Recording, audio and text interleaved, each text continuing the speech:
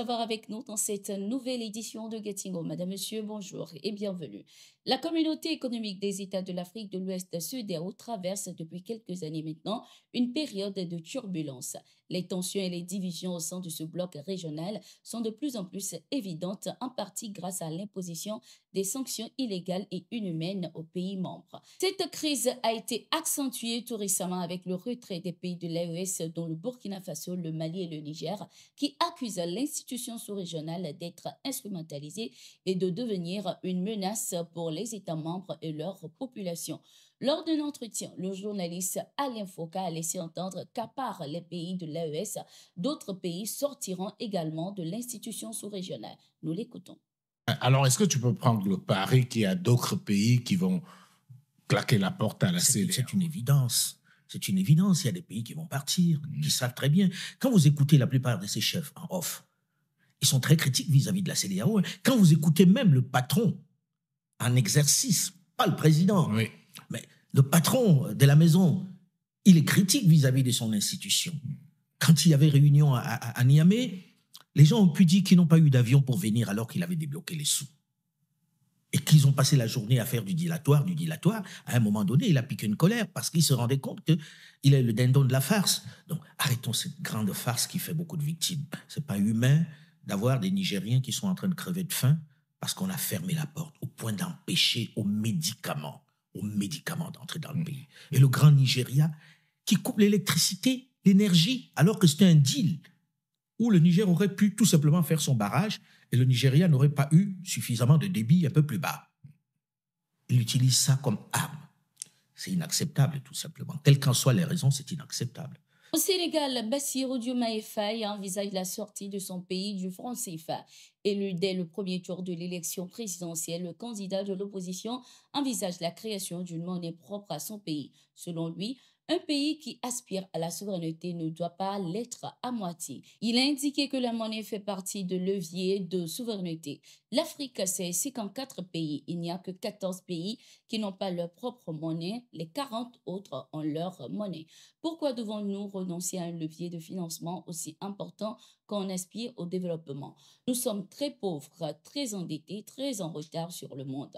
Voilà un levier que vous devez pouvoir activer pour aller plus vite vers le développement endogène. On vous dit non, non, non, catastrophe, n'en parlez pas. Cette souveraineté-là, comme les autres souverainetés, on ne peut pas y renoncer. Au contraire, on va davantage l'affirmer parce qu'un pays souverain doit être totalement souverain, pas à moitié, a-t-il affirmé lors de sa première sortie à la suite de sa victoire dès le premier tour. Notons que lors de sa campagne électorale, Bassirou Diomaye Faye avait déjà mis en lumière sa préférence pour une réforme monétaire qui permettrait au Sénégal d'intégrer une monnaie unique pour l'ensemble des pays de la communauté économique des États de l'Afrique de l'Ouest, CEDEAO, de battre sa propre monnaie si les conditions ne sont pas réunies.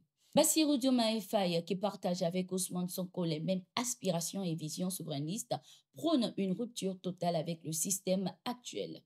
La communauté économique des États de l'Afrique de l'Ouest, CEDEAO, vient de féliciter à son tour Bassirou Diomaye Faye pour sa victoire au premier tour de l'élection présidentielle au Sénégal.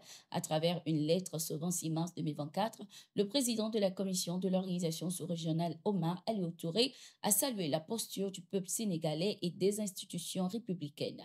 Il a également salué la sérénité et la maturité dans lesquelles s'est déroulée l'élection présidentielle, jugée libre, transparente et apaisée. À la lumière de vos diverses déclarations, je suis convaincue que vous saurez promouvoir la réconciliation et l'inclusion et que vous serez le président de l'ensemble de la nation sénégalaise, y compris ceux qui appartiennent à des formations politiques différentes, a-t-il indiqué.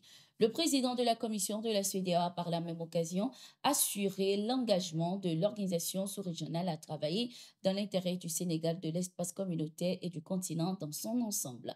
Les premières tendances de l'élection présidentielle de ce 24 mars donnent une large avance au candidat Bassirou Diomaye Faye. La proclamation des résultats est prévue au plus tard le 29 mars 2024.